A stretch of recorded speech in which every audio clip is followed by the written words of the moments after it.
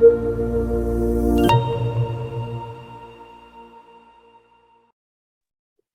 right, let's get started. So welcome to one of the driest yet most critical elements of running a law firm. How much do you charge clients? This is a topic that is both really potentially boring because it is just math, but it's also crucial. There's no way to get around the importance of today's topic.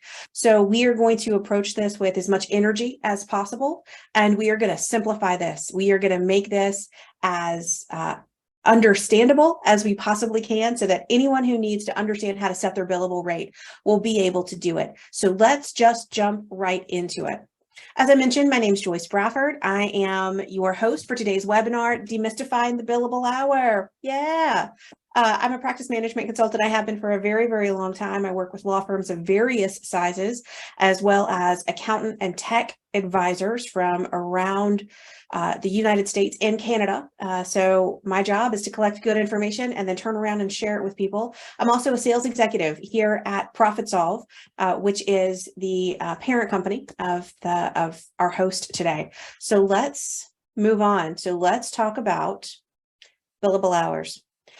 This can 100% be a scary topic, but what goes into billable hour calculations? How do we set this up? One, setting your billable rate, whether that is an hourly rate, a flat fee, or a contingency rate, should always reflect your needs as a business and where you are in the market. You need to think of how much time something takes, how much money you need to bring in for that given portion of time, how much effort something actually requires for you to do a good job, and what value you bring, right? Are there any premium charges that you need to add to a billable rate? I will tell you at this point, it's really easy to think, well, I'm going to set my billable rate in accordance with what the person down the road is charging. And I could tell you right now that that is the wrong way to do it. And you could not be further from the truth of, or an accurate representation of what your billable rate should be. So you'll note that there's a theme through all of this, and it's Albert Einstein throughout today's presentation. But one of my favorite quotes from Einstein is, or at least attributed to Einstein, I didn't personally hear him say it, is strive not to be a success, but rather to be of value.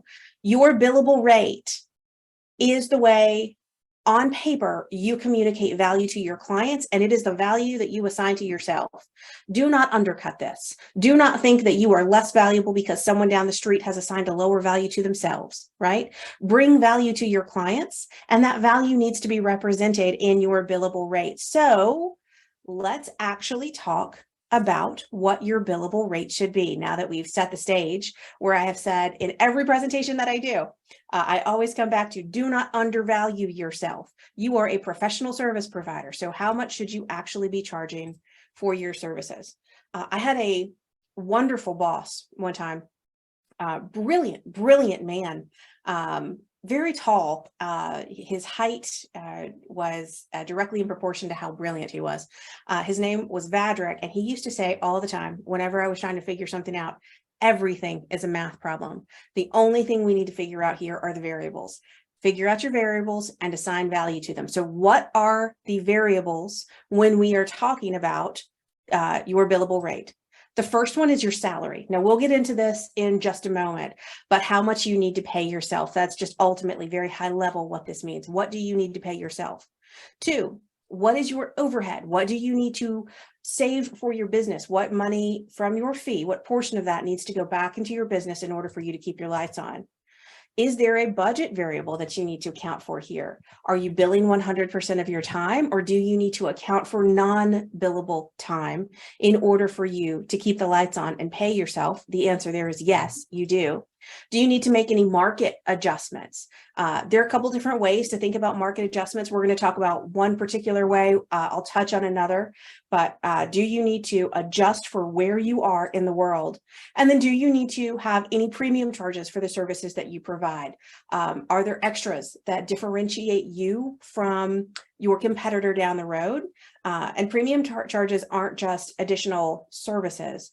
you should be charging a premium for seniority as well because you are experienced, and that needs to also be built into your billable rate. So let's just keep going here and let's talk about each one of these these variables in our equation and how they're going to impact us, right? So let's get to it. Now that we have said what generally our variables are, let's talk about the magic equation. So remember, we had salary. We're going to define this as S. Our overhead is O. Our budget variable is B. Our market variable is M. And then our premium charges are P. If I could have come up with more clever terms to define these to give you a lovely little acronym, I would have, but I really wanted to just make sure you fully understood the equation on this, right? Your salary, your overhead, your budget, your market variable, your premiums, how do these variables interact with one another? This is it. Your minimum salary plus your hourly overhead combined. That is your base minimum that you need per hour to get. That is multiplied by your budget variable to cover your unbillable time. Multiply that together by a market variable, and then add to that any premium charges or any premiums that you add to your billable, and that gives you your billable hourly rate. We'll talk about how that impacts flat fees. We'll talk about how that impacts a lot of things, but you always need to start with how much should my services cost per hour that I'm working for a particular client. And this really will, folks, vary by practice area. I just want to pause for a second here. And this is the magic equation that you apply to all of your billable rates. You should not have one billable rate. That doesn't work. You should have a billable rate for your core practice area. You should have a billable rate for your secondary practice area. You might want to have a friends and family discount. You might want to have a billable rate for people that you just don't want to work with, right? And your premium charge that you add there is you're a real annoying client. I mean, honestly, folks, you can do lots of things as a professional. I'm not saying this as your state bar representative, so please don't take that as ethical advice. Please don't take that as ethical advice. But I will tell you, you should not have just one rate. Rates vary, and we'll see how each one of our rates could vary potentially as we work through these equations. Okay, so let's talk about calculating. You found my Southern roots on that one. Let's talk about calculating our salary, right? So when I say calculating our salary, I want to talk about this as your minimum salary that you need to live the way you're living right now, right? I don't want to say your minimum salary if you moved out of your 4-bedroom home with your family and you stopped sending your children to daycare and you moved into a 1-bedroom apartment. That is not what I'm talking about, folks. What I am talking about is what you need to live right now as you stand as an individual. All right, so let's go through this. So your minimum hourly rate needed to live within your current budget. Would you have to make some sacrifices? Some things, maybe don't go out every Friday night to your local Mexican restaurant. Surely, right? For the purposes of this calculation, we're just making this easy. And I'm going to say your minimum hourly, your minimum salary is $100,000. For you, that might be less. For you, that might be more. But this is where you need to calculate what it takes for you to live. Okay. For the purposes of this equation, I'm saying $100,000. I'm dividing that by 52 weeks in a year and 40 hours within a week. You might say, well, I'm going to work more than 40 hours. Yeah, you probably will. Sure, you probably will, but this doesn't account for any vacation days. So let's make this number nice and round. If you want to get very granular with this, you certainly can. So for me, 100K divided by 52 divided by 40 equals 48. That is my hourly wage that I need to pay myself, obviously, before taxes are taken out of this.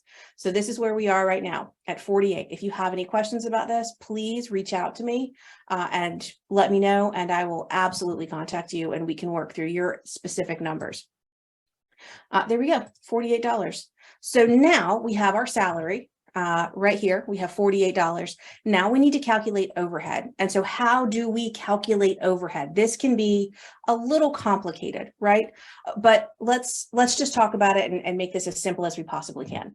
Overhead is the amount of money that it takes for you to run your business. If you have a partnership, you and your partner should share these expenses.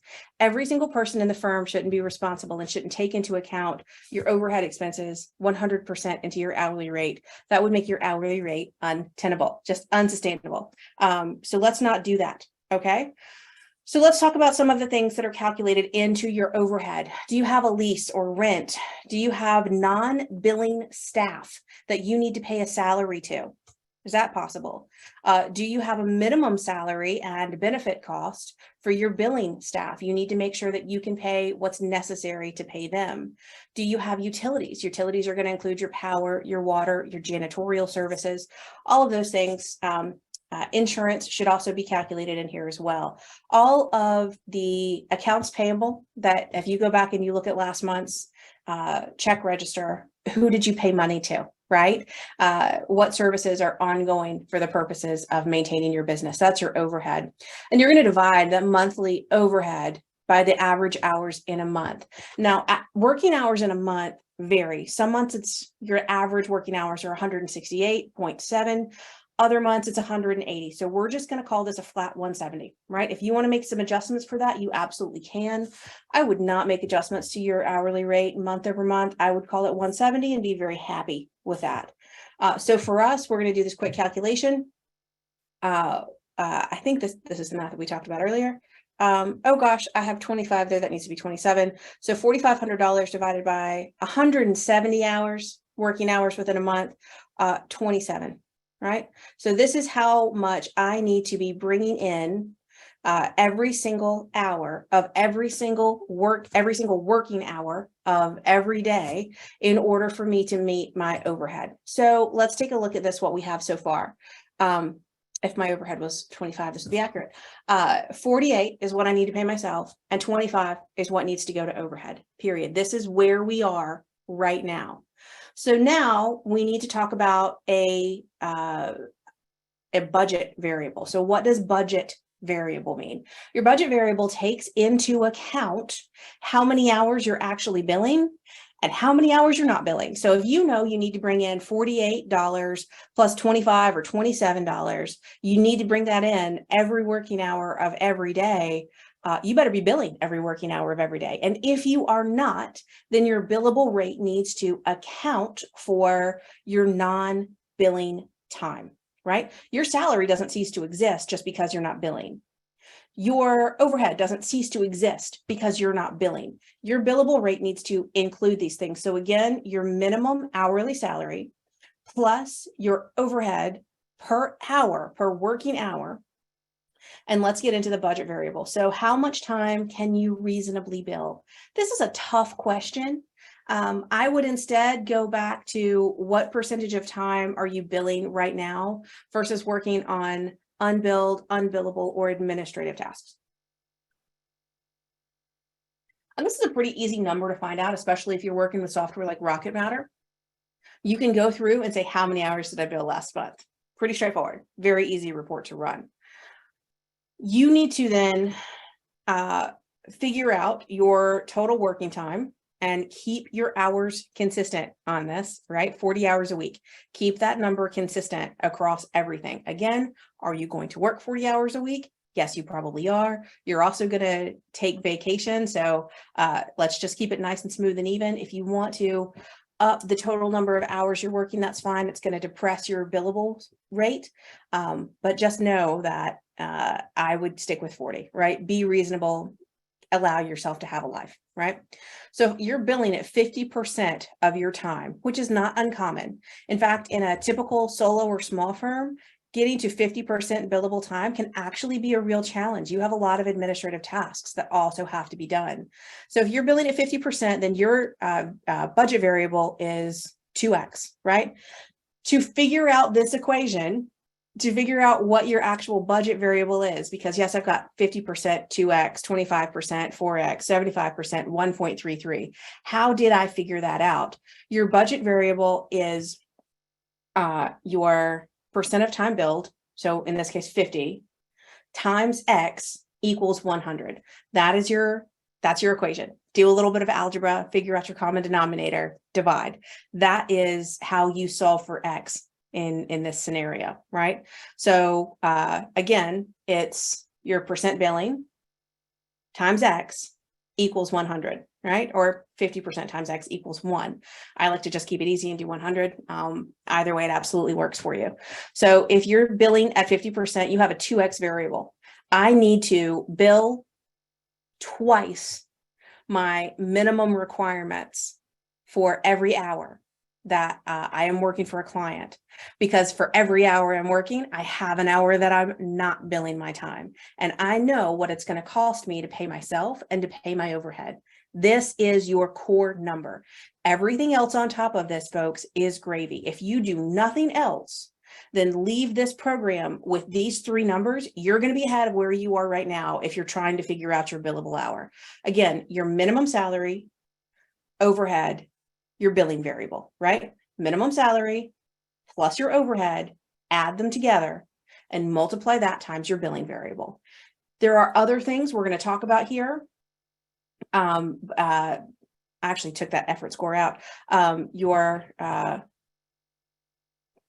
we go.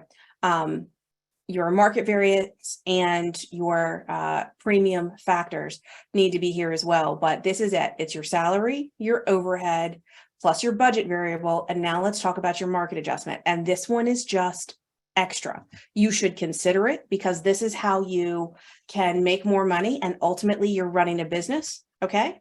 But for me, my market adjustment runs on a scale of 1 to 3. This is fully made up numbers, folks. This is fully made up numbers.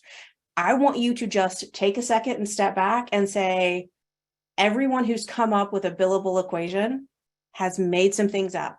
Mine is based on a lot of research, but no one has this perfect. So if you come up with a billable rate that you think, oh, that doesn't look right at all, please feel free to step back and know that this is not a hard and fast science. It is a soft science, if you will. Okay. But for me, and the equation that I have found that works time and time and time and time again is a market adjustment on a scale of 1 to 3. There are other ways to do market adjustments, but this is the one that I prefer. I look at how saturated my market is for my practice area. The more niche my practice area, the more exclusive the services that I provide, the higher that number should be, right? So if you are in a very, very saturated area for what you do, and you don't have a lot of differentiators in what you do as a practice, your market adjustment score is 1. You're offering the same service that everyone else is providing. And I'm not talking about the concierge services. I'm not talking about the premium add-ons. I'm talking about, are you working the same fact patterns and producing the same content as other people? If so, your market adjustment score is 1. Now, if you're producing something for your clients that is significantly better with the same fact pattern comes to you as Joe Blow down the street, and what you provide for your clients is much, much better than what Joe Blow is providing for their clients, right? If you're just a better attorney in some way and can create better work product, measurably better work product, then you might want to make a market adjustment score for that. If you are in a market without a lot of competition for your particular practice area, I would say your market adjustment score should be 2. Again, this is all variable, but in most cases, if you are nearly the only game in town, it should be 2. And folks, I don't want you to be scared if your billable rate looks a little bit high at this point. I really don't want you to be scared. We're going to hang out. We've got some premiums to add on to this, but know that for most people, your market adjustment is going to come in around 1.5. There's a fair amount of competition. You're not the only game in town. You're not providing anything exclusive. You're not quite comfortable doubling your billable rate to a 2. So 1.5 is pretty solid. For this scenario, we're just going to make it a 2. And if you have a highly specialized practice area, your market adjustment score is going to be 3. And again, this is just, it's because scarcity truly impacts costs. And I don't want you to be scared of that. What you are charging should be influenced by the invisible hand of the market, and scarcity is actually something that impacts the market. So don't be scared. And again, your differentiating factors, your premiums for you as a person and your type of practice that you have are separate. What's measured here is your practice area and the actual quality of the work product that's provided at the end of the day. Okay, so what we have so far is 48 hours. Our $48 an hour needs to be paid to me. $25 an hour needs to be paid in overhead. My budget variable is 2 because I can only bill at 50% of my time. And I'm going to say my market variable here is 2 because I am in a not saturated area. Yes, you could find someone else, but typically if someone's calling me, I'm probably going to be able to win their business in this particular scenario. And now we need to talk about our premiums. So what is a premium rate? How does this impact your total billable rate? There are certain things that I think every attorney should always include here. The longer you have been in practice, typically speaking, unless you are the outlier here, the more wisdom you have gleaned. You are just a better practitioner. You know more people, you know more judges, you know more mediators, you know more tricks of the trade. You've been in business longer, so you're able to afford more tools. You've invested more in your practice. You should charge more. I would say 15 years for each year in practice is a really good solution here. This is the number that I have heard since I have been doing practice management, since I started in this field in 2011. For the purposes of this presentation, I'm making this 10 years. So I'm charging $15 in addition for every year that I've been in this practice area. So I'm adding $150. This is not the only thing that a premium rate should be used to calculate here. I also want you to consider premium services that you provide. Do you provide concierge services to your clients? Do you make introductions to other professional service providers? Do you do things outside of the realm of legal practitioner? Do you try to be a hub for services for them? Are you a concierge of sorts? That is a premium service. That takes time, that takes effort, and you should include that. That is a premium service, and that could be anywhere from an additional $50 to $100 an hour, depending on what you're doing. Do you provide after hours or 24-hour access? Charge for that. If you provide that level of access to yourself, you better be charging for it. And if you aren't charging for it, you need to shut off your phone at some period of time. Premium access, after hours access, is a benefit that someone should have to pay for because you are, after all, a person and you are entitled to go home at the end of the day, right?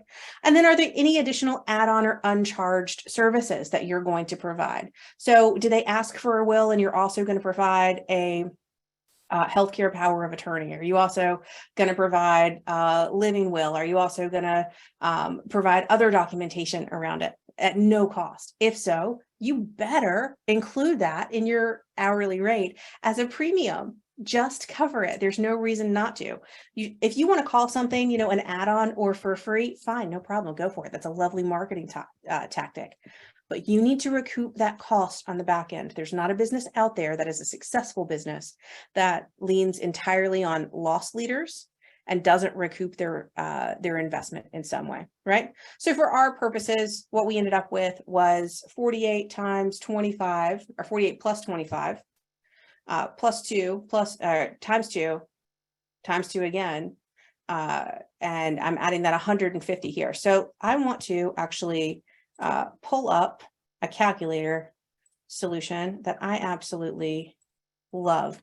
All right, so let's talk about what this looks like here.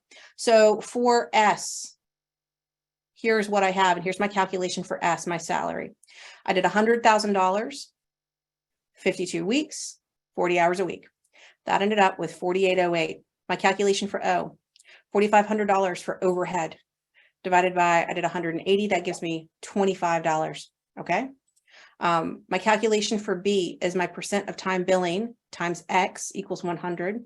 For me, that's 2. That's my billing variable, or my budget variable is 2. My calculation for market saturation, I counted this as a 2 in our case.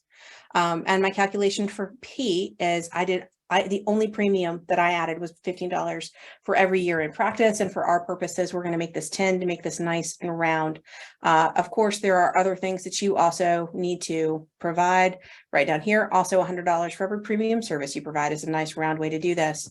S is 48, O is 25, B is 2, M is 2, P is 150. These are my variables. We have defined them. These are knowable numbers. I know how much money I need to bring home at the end of the day. I know what salary I need to make. I know what the overhead is in my office. I know what my billable time is. I can look at that and get an accurate percentage. The market variable, this is really based on research and feel. There's not a good way to do this without going into a lot of market analytics, and I don't want you to have to do this. So again, anywhere between 1.5 and 2 is where most people end up, unless you are just out there doing a churn and burn type of scenario, and where it's 1, where anybody can do exactly what you're doing and you are churning out clients like crazy. And then my premium rate was 150. So I added salary and overhead. I multiplied by my budget variable. I multiplied by my market adjustment, and I added my premium rate. For me, that is equivalent to $422 every hour. Now, if I made some adjustments, this is pretty straightforward. So let's say I'm doing a really high volume, limited scope type of work. For that particular practice area, instead of $400, I'm going to drop it down to just below $300. That's going to work really well for limited scope engagement, right? That's going to work really, really well. I'm going to have a different rate based on how saturated the market is for that particular area. Let's say it's a mid-size, middling market saturation. That's going to increase this to $369 an hour. Let's say I have some additional concierge services on this. I respond to people after hours. I'm absolutely a phenomenal attorney. I'm going to, instead of $150, I'm going to have that $150, but I'm going to add on to it. I'm going to add $200 worth of premium services. So I'm going to make this $350 an hour. I provide excellent services in a highly niche or highly specialized area. That's going to increase my billable rate to $715 an hour. Now, you might say, that is crazy that your billable hour is going to change so much by practice area when you as an individual haven't changed. But this is the key here. It's not just about you and how long you've been in practice. It's about what the market will tolerate, and it's about what you need to survive. So when you think about your billable hour, I want you to understand it is not about competing with the guy down the street. It is not. It is about what it takes for you to stay in practice. That minimum requirement for you to stay in practice and you to bring home what you need to bring home. That's how you set your rate. There are some other pieces of this that I want to consider really quickly. Calculating time. Let's talk about this really quickly. If you are billing by the hour, because your rates are going to differentiate by practice area, you want to be very clear about your practice area and what you are actually doing. You need to be using the tools within Rocket Matter to keep an accurate record of everything you are doing for your client. So when they see that $600 an hour charge, that $850 an hour charge, that $1,050 an hour charge, they aren't going to be able to dispute it. It's in your fee agreement, and they see that you're absolutely working for them. Where possible, use an estimate for your clients. An estimate, if you want to give these at the beginning of practice, is never a guarantee of a total outcome. But your total estimate, if you like to do these in your practice, if it makes your clients feel more comfortable, is the total amount of time spent on similar work in the past, and include time for mistakes. Please include time for mistakes and having to go back and rectify things. Okay. That estimate is a really good way, a really good place to start. If you're collecting fees up front that you will then bill against and then return client funds back to the client. And then, of course, if you're using a flat fee, which again, flat fees and estimates have very, very similar, right? And how you approach them. A flat fee is the total amount of time it should reasonably take you to complete the work, right? If you are actually taking someone's money up front and there's no room for negotiation and you're not going to give any money back to them at the end of it, you really shouldn't build in a lot of time for your own personal error. You just shouldn't, right? Because that money's not going back to the client. You should use the total amount of time that it reasonably takes you to complete the work. And again, you'll know how long it takes you to complete the work because you can go back and look at Rocket Matter and see how long did it actually take me to complete this work? How many billable hours were spent on this project? How many non-billable hours were spent on this project, right? But look at what is actually billable that you're considering there. Now, this is the piece that I want to turn around and this is not what I'm leaving you with, but it is crucial. Your value is reflected in your rate, right? Your value, I'm going to say it again, is not set by the guy down the street who happens to be charging $150 an hour. Wild. Absolutely not. Absolutely not. You are more than likely, if you're attending this presentation, a small business owner, and you have overhead that you need to manage. You don't have staff somewhere else, right? It's you, maybe a couple of other people. Either way, you need to account for your overhead. You need to account for what you need to bring home, and you need to account for the market. And I will tell you, you are not going to win or lose clients on cost. It just doesn't happen. If someone comes to you and says, oh, that's really expensive, I'm not going to use your services, they're probably not going to use the guy down the street either, or they're not going to pay the guy down the street if they ended up going that way, right? So how do you actually win clients, right? Your billable rate determines, your billable rate is so you can get paid, so you can have a successful practice, so you can build your business. It is adjusted based on where the market lies right now and what premium services or premium add-ons you can bring as an individual, right? That part is what it is. It is what it is. And I don't want you to back away from the cost that you end up with your calculation there. Of course, all of these things are conjecture, right? They're based on a lot of research and a lot of time talking to other experts and making sure that these work across markets. But at the end of the day, it's subjective what you decide you want to charge. It's just truly up to you. So how do you actually win business? And the answer here is referrals. It's networks with other attorneys and referral sources, and it's responsiveness to potential clients. The overwhelming number of clients who select an attorney don't select based on what law school they went to or how many articles they've written or even the cost. Instead, they choose folks based on who responded to them first and who was the first person to get them in the door for a meeting. That's who they choose, right?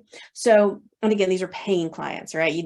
We can weed out the people who were never going to pay or who just wanted something for free. But the ones who end up being paying clients go to the person who scheduled a meeting with them first. So I want to leave you with this. One, defining your billable rate is nothing short of a math problem. There are simply variables that you need to manage here. If you calculate those variables, you can determine your value. That's what it is. The equation is what the equation is. And your rate alone will not win business. It can, in fact, deter clients sometimes, but generally those are going to be your non-paying clients. Or your people who would never, who you'd end up working for free, right? If it's just too high, but I will also tell you this, if your rate is too low, if you are in a race to the bottom and you think your rate is going to be what wins you business, you're never going to figure out what it's going to take for you to be successful, monetarily successful, right? And the clients that you're competing against or competing for are the ones who are not going to help you have the highest level of success, right? It is entirely possible to have a very high volume practice, right? It's a very limited scope, very churn and burn. Absolutely. The more you bill, the lower your overhead, the more saturated your market, the more depressed your billable rate could conceivably be. Right? That is absolutely true. Those three things will push your rate down. Of course, other things like your salary, obviously, right, will like really depress your rate. So if you can bill more, hours, you could conceivably charge less. But you need to understand exactly where you are today to determine what your rates need to be right now. But again, I want to go back to this idea that if you are looking at rates as a way to win business, you're probably looking at this the wrong way. Rates should be used as a budgetary matter to figure out, you need to figure out exactly how much you need to pay yourself and what you need to bring in to keep your lights on, right? It's not a marketing ploy. Rates are not a marketing ploy. If you want to get people in the door, you need to have a system to respond to them when they reach out to your website or to your social media. If you want to talk about those things and you want to, say, how can I respond to clients faster or potential clients faster? How can I convert more business? Reach out to me. We will talk about those solutions, right?